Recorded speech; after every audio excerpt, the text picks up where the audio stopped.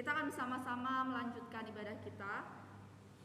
Kita akan memasuki pembacaan Alkitab yang diambil dari Yunus 1 ayat 17 dan pasal 2 ayat sampai ayat yang 10. Saya mengundang Bapak Ibu saudara-saudari untuk bangkit berdiri. Kita akan membacanya silih bergantian. Saya terlebih dahulu lalu diikuti oleh Bapak Ibu saudara sekalian. Maka atas penentuan Tuhan datanglah seekor ikan besar yang menelan Yunus, dan Yunus tinggal di dalam perut ikan itu 3 hari 3 malam lamanya.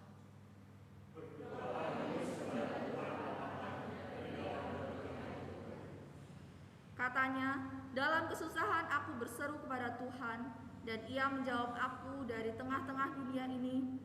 Orang mati aku berteriak, dan kau dengarkan suaraku.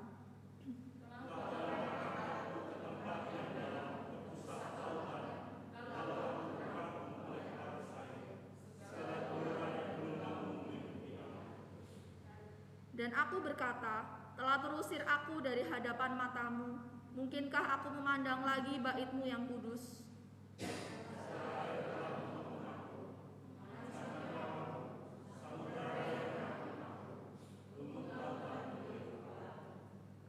Di dasar gunung-gunung, aku tenggelam ke dasar bumi.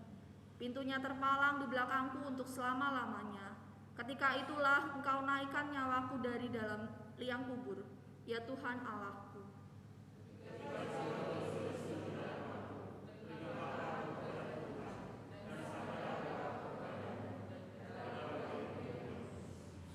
Mereka yang berperang teguh pada berhala kesia-siaan, merekalah yang meninggalkan Dia, yang mengasihi mereka dengan setia.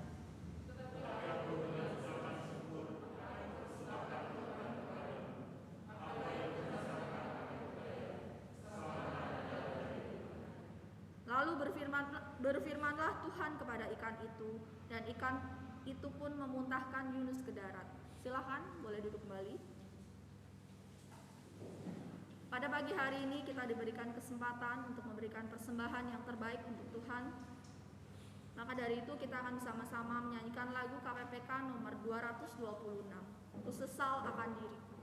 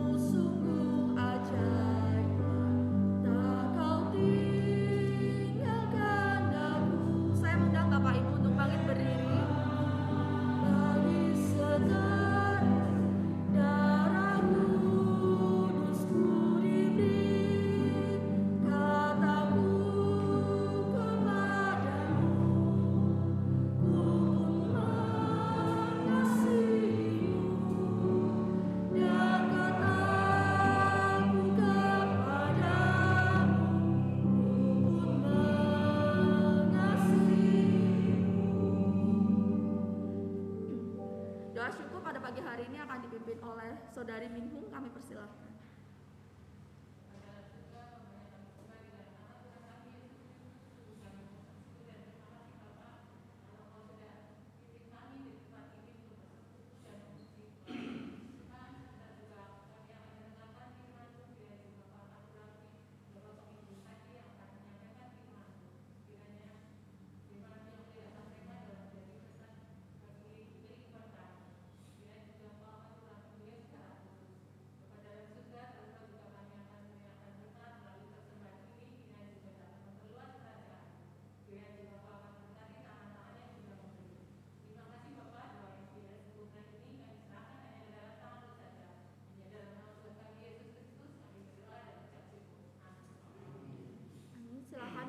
boleh duduk kembali.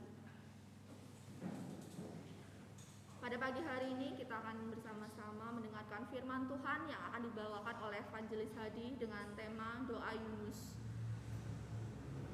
Tapi sebelumnya kita akan menyiapkan hati dan pikiran kita sambil kita menyanyikan lagu Doa Mengubah Segala Sesuatu.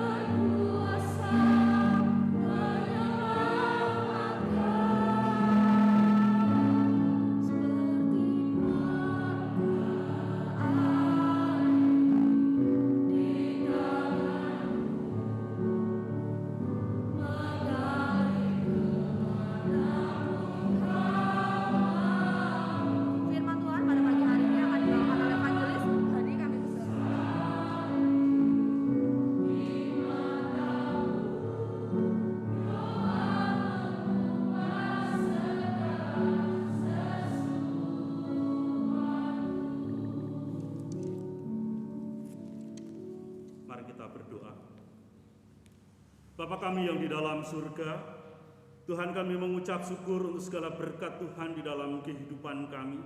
Kami bersyukur untuk kasih setia dan penyertaan Tuhan di dalam hidup kami, dan itu terbukti ketika kami, Tuhan, sebagai anak-anak-Mu pada pagi hari ini boleh hadir ke rumah Tuhan untuk beribadah, untuk memuji dan menyembah Engkau serta belajar akan kebenaran firman-Mu.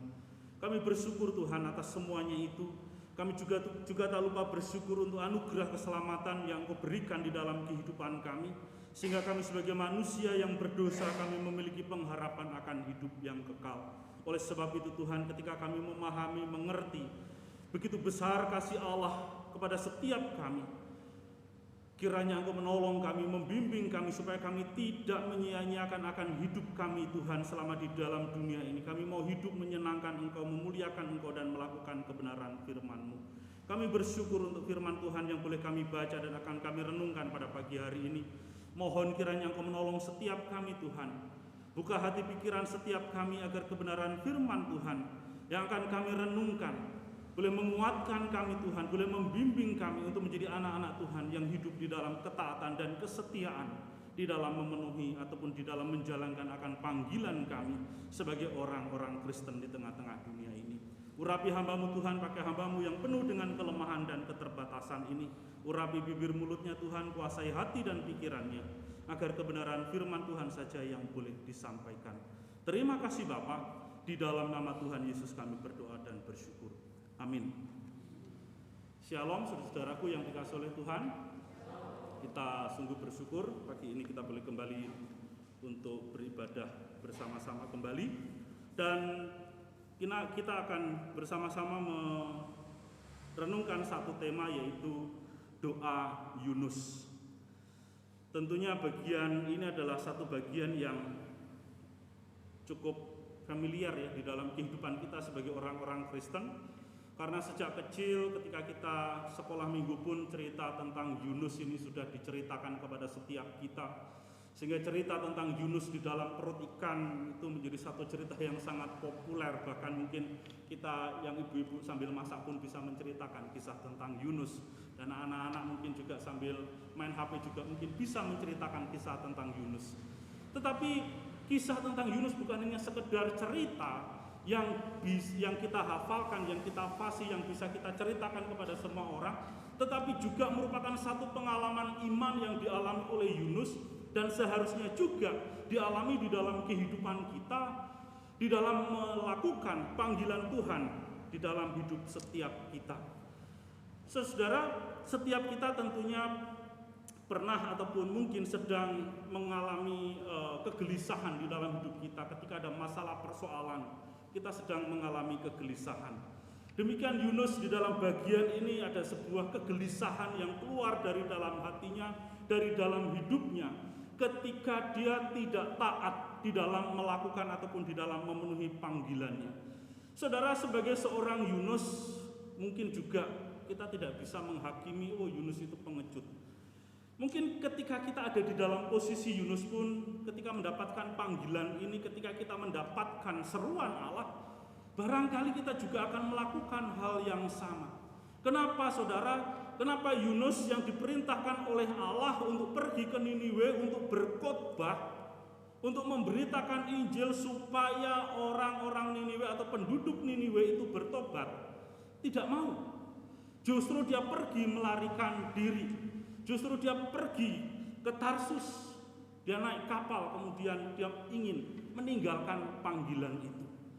Saudara, sebagai seorang manusia, sebagai seorang warga negara, tentunya rasa nasionalisme itu ada di dalam diri seseorang, termasuk di dalam diri seorang Yunus. Kenapa Yunus melarikan diri? Karena dia tahu Allah memerintahkan dia supaya Niniwe itu bertobat. Karena dengan bertobat maka murka Allah, hukuman Allah tidak terjadi atas Niniwe.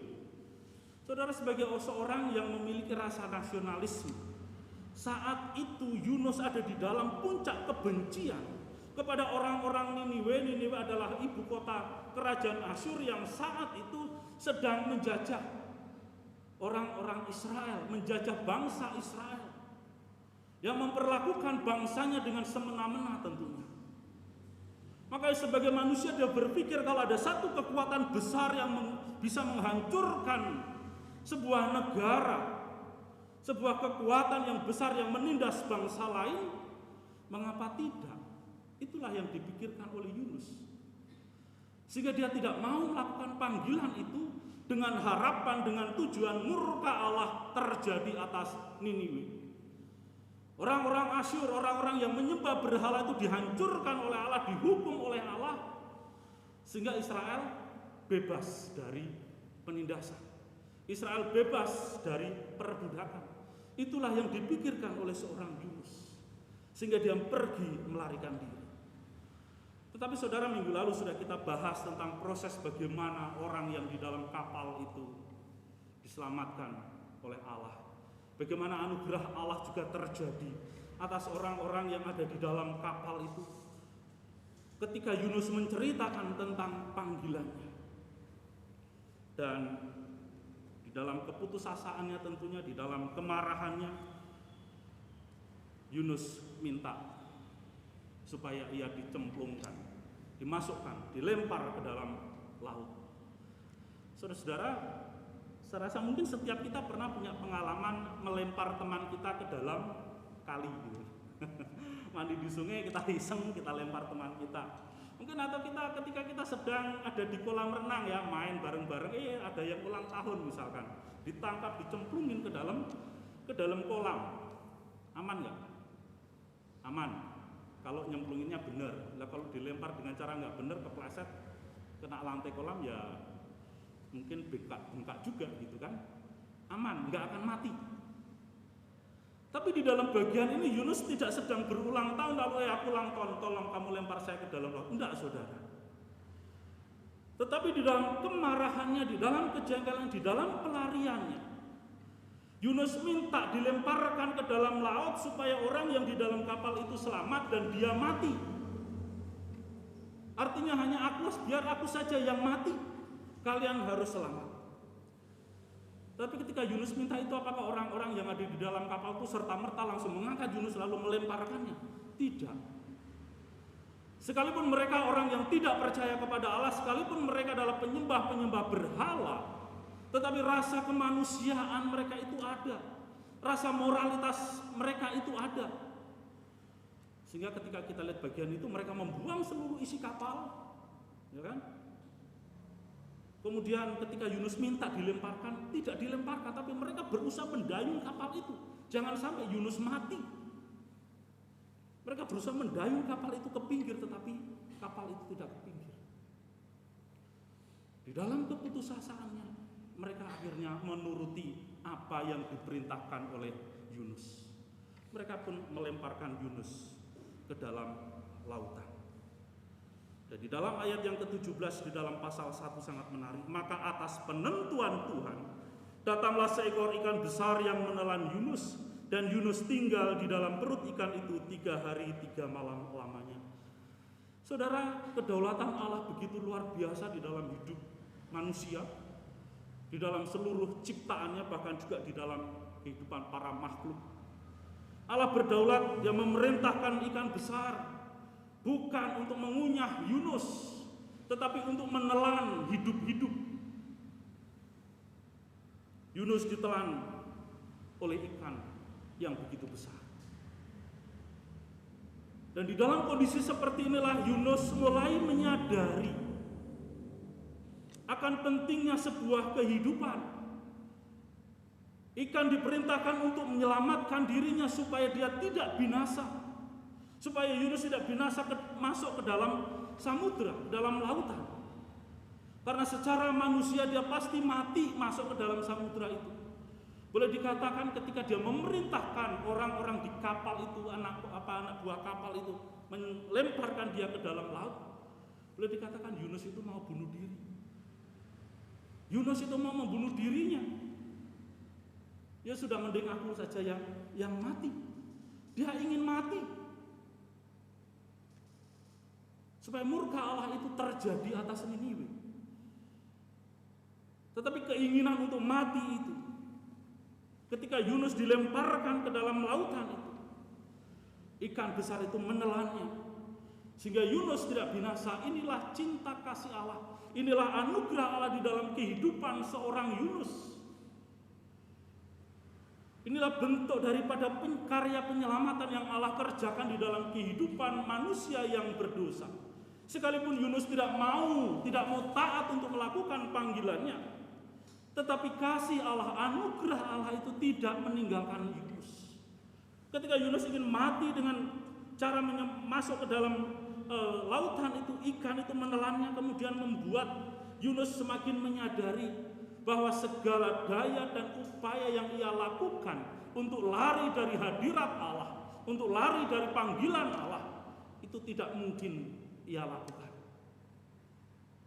Dan di dalam perut ikan itulah Yunus menyadari akan kesalahannya. Yunus menyadari akan dosa-dosanya. Yunus menyadari bahwa apa yang ia lakukan adalah sesuatu yang berdosa. Yunus menyadari bahwa apa yang ia kerjakan itu tidak dikenan oleh Allah, tidak diizinkan oleh Allah. Maka segala sesuatu yang ia lakukan tidak akan berhasil. Saudara-saudaraku yang dikasihi oleh Tuhan, Tuhan itu memiliki rencana, panggilan di dalam hidup setiap kita. Dan ketika saudara dan saya menyadari hal itu, jangan sekali-kali kita meninggalkan panggilan itu. Jangan sekali-kali kita lari dari panggilan itu. Karena hal itu akan menimbulkan kegelisahan, menimbulkan kekhawatiran, menimbulkan kecemasan di dalam kehidupan kita.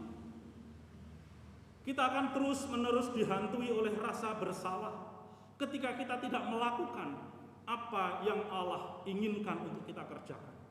Saudara dan saya akan terus-menerus dikuasai oleh suatu perasaan yang mungkin tidak nyaman di dalam kehidupan kita, sehingga kita merasa apa sih yang salah dalam hidup saya? Apa sih yang sudah saya lakukan? Apa sih yang harus aku kerjakan? Ada sebuah kebimbangan dan kebingungan di dalam mengerjakan segala sesuatu di dalam hidup kita ketika kita tidak melakukan apa yang Allah ingin untuk kita kerjakan. Apalagi ketika kita sadar bahwa apa yang kita lakukan, yang kita kerjakan, yang kita perbuat itu melawan Tuhan. Kita tahu apa yang kita kerjakan itu tidak berkenan kepada Tuhan. Apa yang kita kerjakan itu membuat kita berdosa di hadapan Tuhan. Sehingga ada ketakutan, kekhawatiran di dalam hidup setiap kita. Saudara, sebelum pandemi saya pernah cerita tentang seorang teman yang dia dulu ada seorang pengamen jalanan. Kemudian ketika ada kerusuhan, dia ikut ke Tasikmalaya. Mungkin masih ingat ya. Dia membakar gereja bersama dengan kelompoknya di sana. Dan setelah membakar gereja, dia ketakutan. Dia bukan orang percaya tentunya. Ketika dia melakukan kejahatannya itu, selama 2 bulan dia menyembunyikan diri.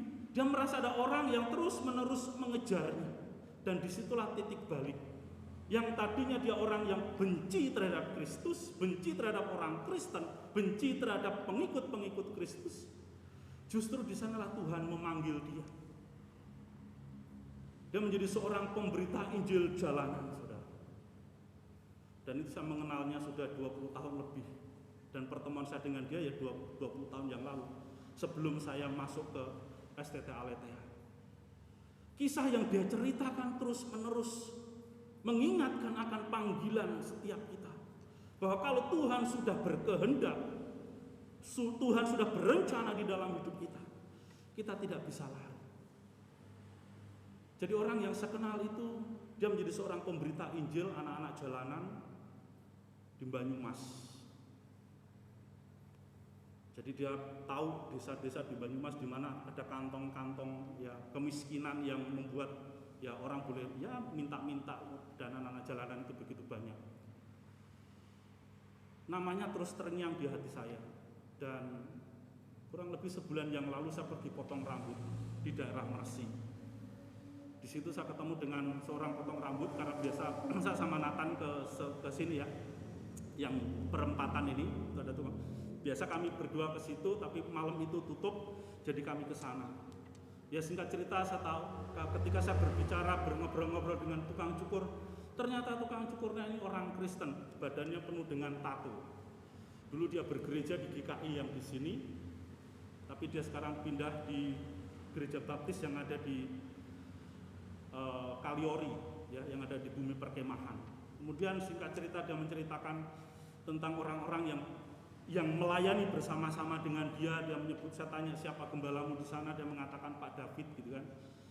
Terus dia cerita bahwa saya dari dulu ke pelayanan selalu bersama-sama dengan Pak David, orang yang bernama David. Dulu saya punya teman namanya David gitu kan. Waktu dia masih muda, masih kelilingan begitu ya sambil mengamen. Lalu saya juga cerita, saya juga sedang mencari Teman lama saya namanya David.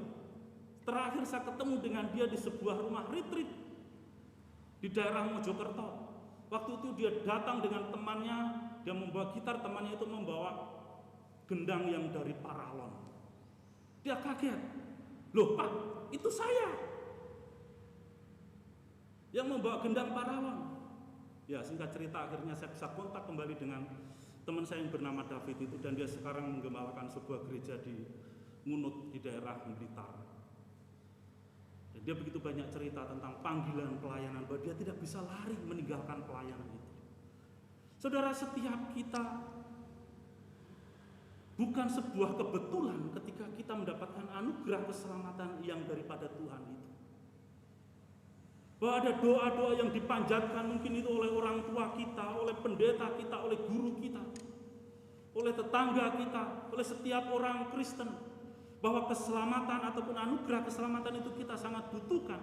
Dan itu kita bisa terima hanya di dalam Yesus Kristus. Dan ketika saudara dan saya dipanggil untuk menjadi orang Kristen, ada satu rencana yang indah di dalamnya. Saudara dan saya dipakai oleh Allah untuk melakukan misi Allah di dalam melakukan ataupun di dalam melaksanakan amanat agung Tuhan Yesus. Dan jangan pernah di dalam hidup saudara dan saya sebagai orang Kristen meninggalkan amanat agung itu. Karena di dalam bagian ini kita melihat bagaimana Yunus ketika dia lari dari panggilan itu, dia tidak bisa lari dari panggilan itu. Dan ketika dia ada di dalam perut ikan, inilah dia menyadari akan kesalahannya. Sehingga di situ kita bisa melihat bagaimana Yunus berdoa. Saudara, saya akan membacakan sekali lagi. Berdoalah Yunus kepada Tuhan Allahnya dari dalam perut ikan itu, katanya. Dalam kesusahanku aku berseru kepadamu Tuhan, dan ia menjawab aku. Dari tengah-tengah dunia orang mati aku berteriak, dan kau dengarkan suaraku.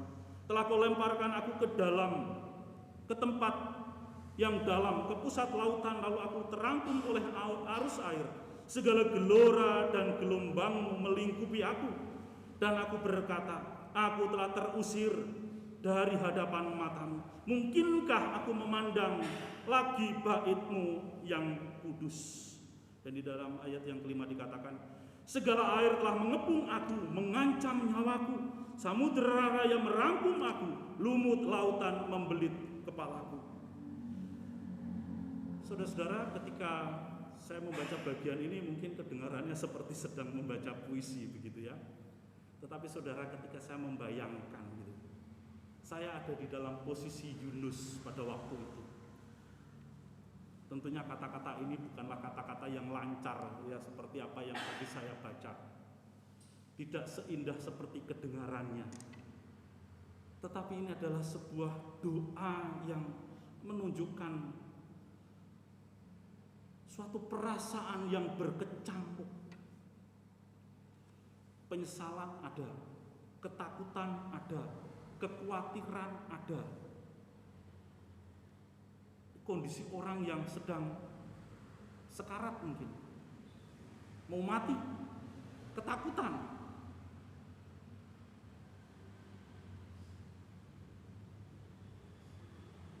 Dia berdoa dengan sebuah penyesalan yang amat sangat dalam.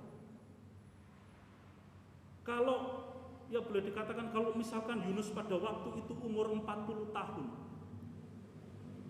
Ya walaupun tidak dijelaskan, tapi saya membayangkan kalau dia misalkan umurnya 40 tahun, mungkin selama 40 tahun itu dia tidak pernah mengalami penderitaan, kesulitan, kesengsaraan, ketakutan yang sedang dialami di dalam titik ini. Jadi saudara, inilah sebuah pengalaman spiritual yang sangat dramatis yang dialami oleh seorang Yunus. Dia ada di dalam kesengsaraan yang begitu mendalam, yang membuat ia menyadari dia membutuhkan Tuhan, dia membutuhkan keselamatan. Saudara, agak sedikit aneh menurut saya. Di dalam pasal 1 ketika kapal yang ditumpangi oleh Yunus itu dihantam oleh badai, seluruh isi kapal itu berdoa kepada Allah mereka masing-masing, berdoa kepada dewa-dewanya. Semua berdoa karena mereka tahu mereka akan mati. Mereka berteriak, berdoa kepada dewanya supaya mereka diselamatkan. Di dalam kapal itu hanya satu orang yang tidak berdoa. Tahu siapa? Yunus. Ketika semua orang sedang dalam kesusahan dan mau menghadapi maut, tidak ada orang yang semuanya berdoa, cuma Yunus yang tidak berdoa. Dia bukan hanya tidak berdoa, tetapi minggu lalu saya katakan, firman Tuhan mengatakan dia tidur mendengkur, dia tidur dengan ngorok. Tapi di dalam bagian ketika tidak ada orang lain, tidak ada yang, balik lagi, sampai nahkoda kapalnya itu marah-marah suruh dia berdoa kepada Tuhan. Tetapi di dalam bagian ini tidak ada seorang pun di sekitar Yunus. Tidak ada orang yang mengingatkan Yunus, menegur Yunus supaya dia berdoa. Tetapi dia menyadari bahwa di dalam penderitaan kesusahan, di dalam menghadapi maut, dia membutuhkan belas kasihan Allah. Dia membutuhkan pertolongan Allah.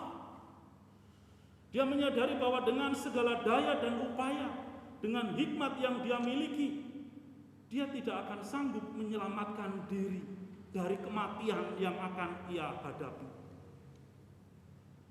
Saudara, di dalam perut ikan sudah tidak ada jalan keluar. Dia tahu dia pasti mati. Dan di dalam penderitaan dan kesusahannya inilah Yunus bertobat. Doa-doa yang diungkapkan, doa-doa yang disampaikan, kalimat-kalimat yang disampaikan menunjukkan bukan hanya penderitaan ataupun kesusahan yang sedang ia alami, tetapi juga menunjukkan satu penyesalan bahwa ia telah melakukan suatu kesalahan dan dia memohon pertolongan yang daripada Tuhan. Bahwa di dalam bagian ini dia pun bernasar bahwa dia ketika dia diselamatkan, karena di situ ada satu kerinduan, mungkinkah aku memandang lagi bait-Mu yang kudus? Ada satu ungkapan bahwa Tuhan, apakah aku nanti masih bisa datang ke dalam bait-Mu, ke dalam rumah Tuhan? Masihkah aku bisa memandang bait-Mu? Dalam kondisiku seperti ini aku sudah tidak bisa berbuat apa-apa lagi. Segala air telah mengepung aku, mengancam nyawaku. Samudra raya merangkum aku, lumut lautan membelit kepalaku. Dan ayat 6 dikatakan, di dasar gunung-gunung aku tenggelam ke dasar bumi. Pintu terpalang di belakangku, artinya tidak ada jalan keluar lagi. Untuk sementara, enggak. Yunus mengatakan untuk selama-lamanya. Dan ketika itulah Engkau menaikkan nyawaku dari dalam liang kubur, ya Tuhan Allah. Artinya Yunus memohon supaya ia diselamatkan, supaya ia bisa kembali melihat daripada bait Allah. Ia bisa datang ke rumah Tuhan untuk menyampaikan khotbah-khotbahnya. Karena salah satu tugas Nabi adalah untuk berkhotbah, untuk menyampaikan supaya manusia itu bertobat dari segala dosanya. Saudara-saudaraku yang dikasihi oleh Tuhan, di dalam hidup setiap kita, saya tidak tahu ya, tetapi kebiasaan manusia itu kalau minggu lalu sudah saya singgung bahwa kalau semuanya baik-baik saja, semua normal, semua lancar-lancar, jarang sekali orang itu datang untuk berdoa. Tetapi ketika kesulitan itu datang, penderitaan itu datang, kesusahan itu datang, maka orang itu dengan mudah datang ke gereja untuk beribadah. Saudara mungkin yang masih ingat peristiwa tentang krisis moneter itu sekitar tahun 98, banyak di antara anak-anak yang belum lahir tentunya. Waktu itu saya di Surabaya, saya bergereja di GKI. GKI itu mengadakan 3 kali kebaktian. Itu biasanya yang isi daripada ruangan itu paling 50% gitu kan. Hari-hari biasa seperti itu, minggu-minggu biasa. Pada saat krisis moneter, ketika orang sedang dalam kesusahan, dalam kesulitan, pendeta dan majelis itu bingung, kok kita ini krisis tapi kok setiap minggu gedung ibadah kita penuh ya. Jadi diambil kesimpulan bahwa ketika orang Kristen sedang menghadapi kesusahan, kesulitan, dia baru ingat sama Tuhan. Dia baru ingat untuk beribadah. Dia baru ingat untuk melayani Tuhan. Dia baru ingat hari Minggu harus bangun pagi-pagi datang beribadah. Karena kesusahan, kesulitan dia ingat hari Minggu harus mempersiapkan diri untuk beribadah. Jadi saudara, kita tidak boleh memiliki mentalitas orang Kristen yang demikian. Ketika kita ada dalam kesusahan, kesulitan, baru datang berdoa kepada Tuhan, baru ingat Tuhan. Saudara, Yunus adalah seorang nabi, tetapi dia juga adalah seorang manusia biasa. Banyak dengan kekurangan. Dia bukan orang yang sempurna. Tetapi ketidaksempurnaan kita sebagai manusia, janganlah itu kita jadikan alasan untuk membenarkan ketidaktaatan kita kepada Allah. Janganlah ketidaksempurnaan, kelemahan, kekurangan kita jadikan alasan untuk tidak melakukan panggilan Tuhan di dalam hidup kita. Janganlah dengan alasan saya sebagai manusia yang lemah, tidak bisa, tidak berdaya, kita jadikan alasan untuk tidak taat hidup sesuai dengan kebenaran firman Tuhan. Kita tidak boleh menjadi orang Kristen yang demikian. Tetapi marilah melalui perikop pada pagi hari ini kita menyadari ketika kita sadar sebagai orang Kristen, Tuhan sudah menganugerahkan keselamatan di dalam hidup kita. Kita harus memiliki komitmen yang kuat dalam segala keadaan, dalam segala situasi dan kondisi hidup kita. Kita harus datang kepada Tuhan. Kita harus menjadi anak-anak Tuhan yang setia untuk tetap terus berdoa, untuk tetap terus melibatkan Tuhan di dalam hidup kita, untuk terus melakukan apa yang Tuhan percayakan di dalam hidup kita. Kita tetap terus melakukan segala tanggung jawab kita, mengerjakannya dengan takut akan Tuhan. Karena itu adalah misi Allah yang Tuhan percayakan dalam hidup saudara dan saya. Saudara, misi yang diemban oleh Yunus bukanlah misi yang mudah. Misi yang besar. Ketika ia ada di dalam perut ikan, dia bertobat, dia menyadari akan kesalahannya, dia menyadari akan kekurangannya. Kemudian di dalam ayat yang ke-9 ada sebuah ungkapan syukur, saudara. Di dalam penderitaan, kesusahan dan juga di dalam pertobatannya itu, dia diberikan kesempatan oleh Tuhan. Tetapi aku dengan ucapan syukur akan kupersembahkan korban kepadamu. Apa yang kunasarkan akan kubayar. Keselamatan adalah dari Tuhan. Jadi saudara, di dalam ketidaktaatan Yunus, di dalam penderitaan, dia menyadari bahwa keselamatan itu tidak diberikan oleh yang lain, tetapi keselamatan itu datangnya dari Tuhan. Keselamatan adalah dari Tuhan. Tuhanlah yang membuat atau Tuhanlah yang merancangkan keselamatan di dalam hidup manusia yang berdosa. Dia menyadari bahwa kalau orang-orang Niniwe itu tidak bertobat maka mereka pun binasa. Tetapi Tuhan mengasihi mereka. Dan di dalam bagian ini kita bisa melihat bahwa di dalam ketidaktaatan Yunus, dari tanggung jawabnya untuk melaksanakan amanat agung, Yunus menyadari bahwa di tengah-tengah ketidaktaatannya itu ada anugerah Allah yang Allah anugerahkan dalam hidup manusia. Ada keselamatan yang Allah sediakan untuk setiap manusia yang berdosa. Yunus menyadari bahwa keselamatan itu bukan hanya bagian ataupun milik bangsa Israel, tetapi untuk semua manusia. Saudara, itulah kesadaran.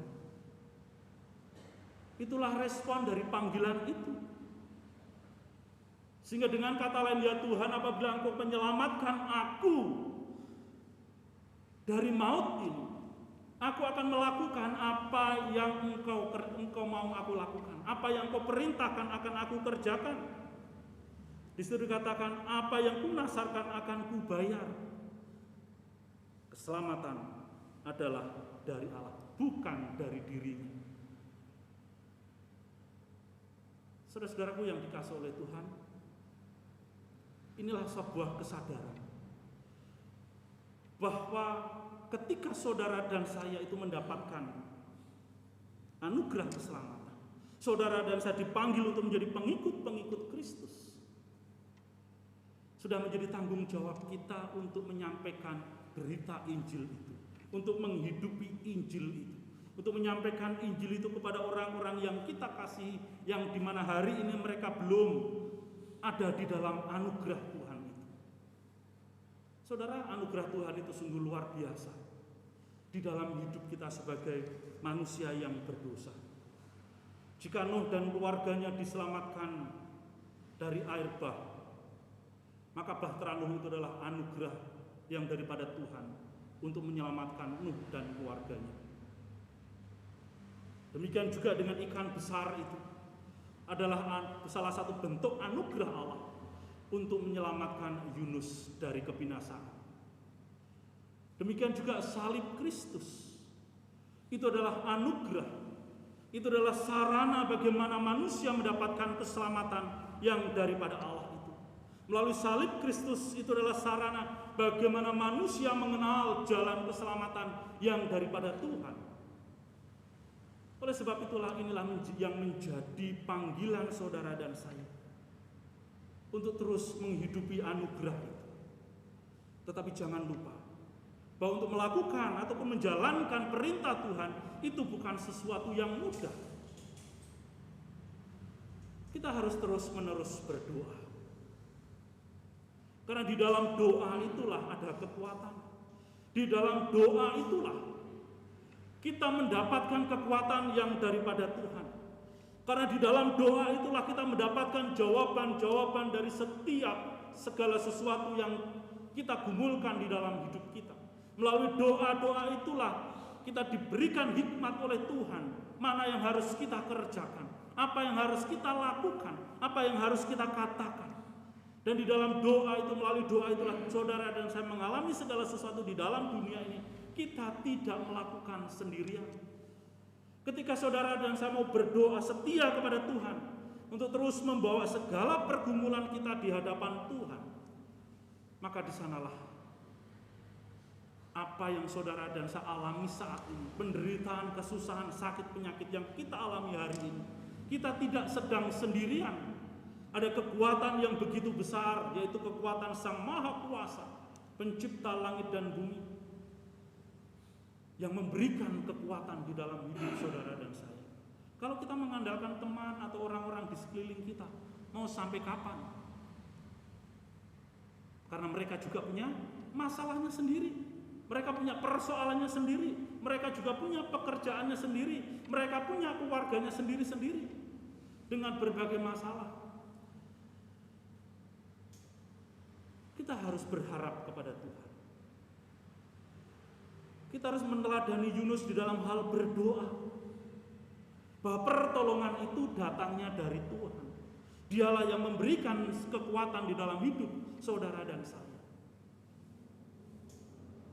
Maka saudara, setelah 3 hari 3 malam Yunus ada di dalam perut ikan, lalu berfirmanlah Tuhan kepada ikan itu, dan ikan itu pun memuntahkan Yunus ke darat.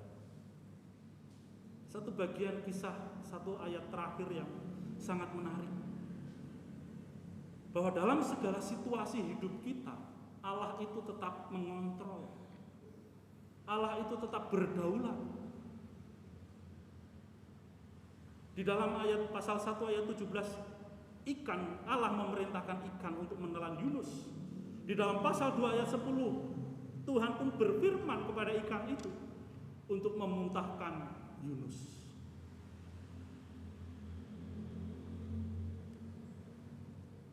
Sudah di Niniwe. Jadi Yunus tidak bisa lari. Yunus tidak bisa meninggalkan pelayanannya. Di dalam kedaulatan Allah bisa memakai apapun untuk tujuan yang mulia.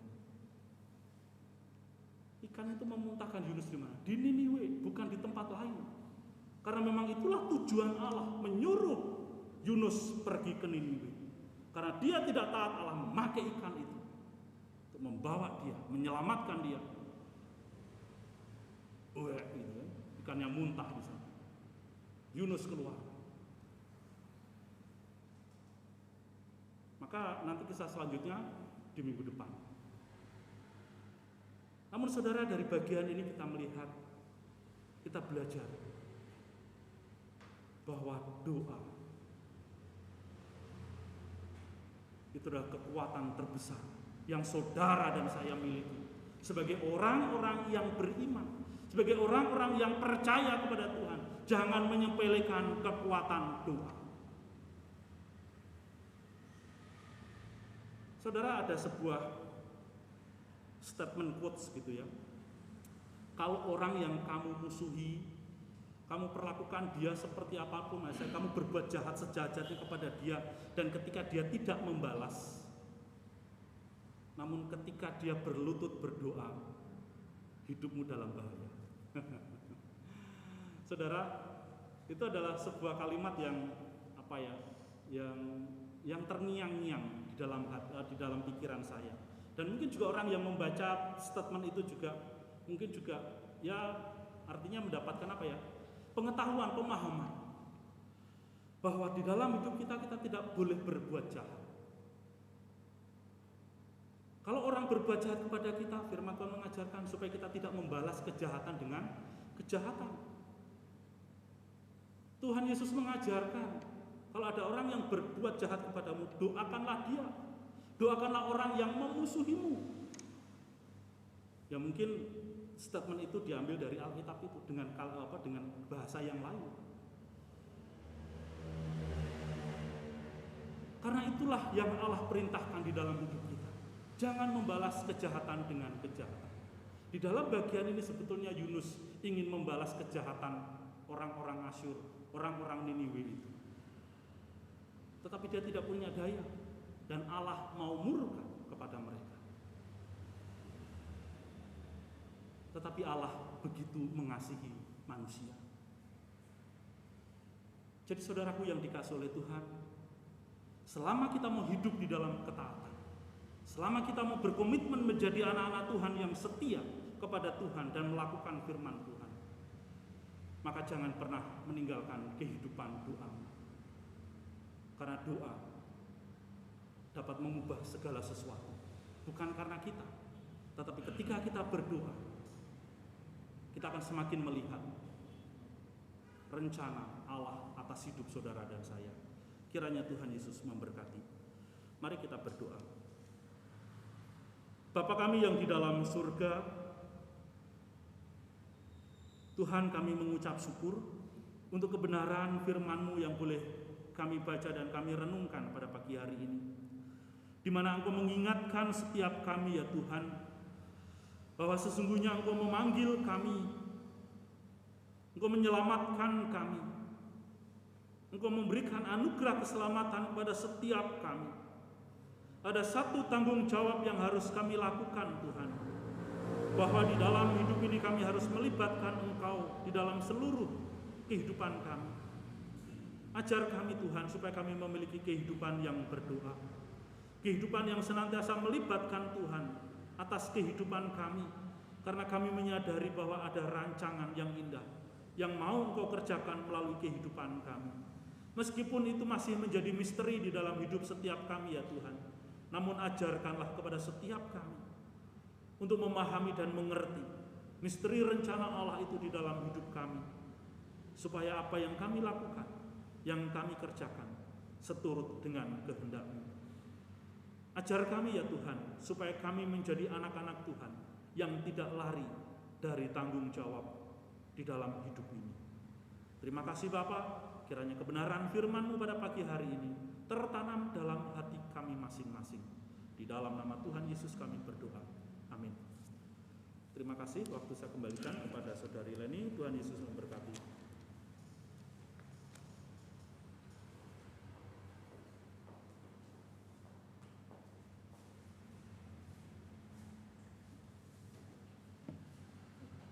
Terima kasih kepada Evangelis Hadi yang telah menyampaikan firman-Nya. Kiranya Tuhan berkati pelayanan dan keluarganya.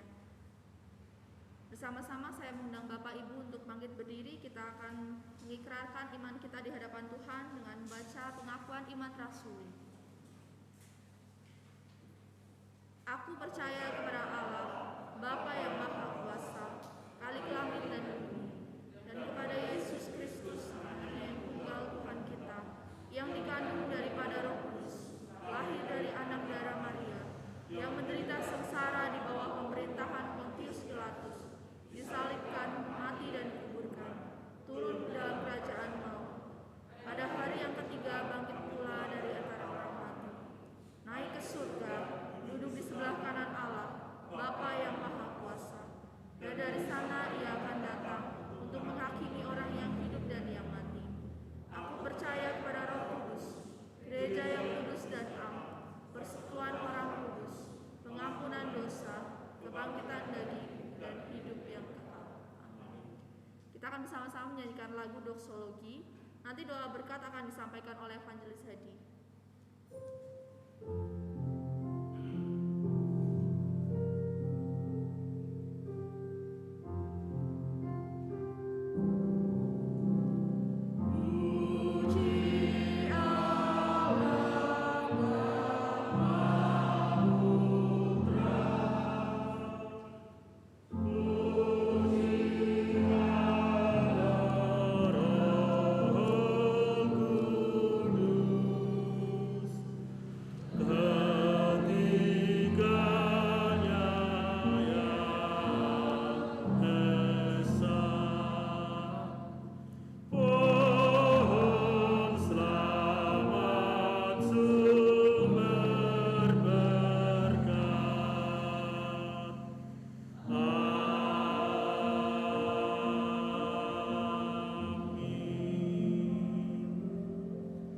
Jemaat yang dikasihi oleh Tuhan, pulanglah, kembalilah ke dalam kehidupanmu sehari-hari, dan lakukanlah segala tugas tanggung jawab yang kau percayakan kepada Tuhan dengan taat dan setia, serta takut akan Tuhan, dan terimalah berkat-Nya. Kiranya Tuhan memberkati engkau dan melindungi engkau. Kiranya Tuhan menyinari engkau dengan wajah-Nya dan memberi engkau kasih karunia. Kiranya Tuhan menghadapkan wajah-Nya kepadamu dan memberi engkau damai sejahtera dari sekarang sampai selama-lamanya. Amin.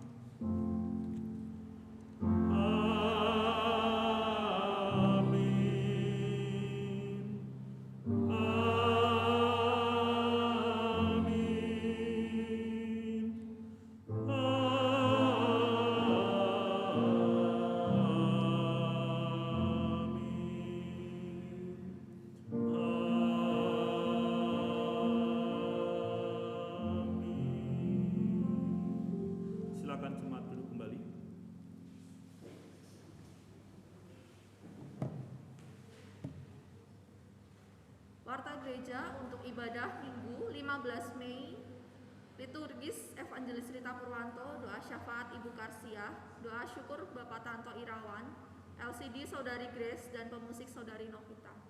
Sekian Warta Gereja.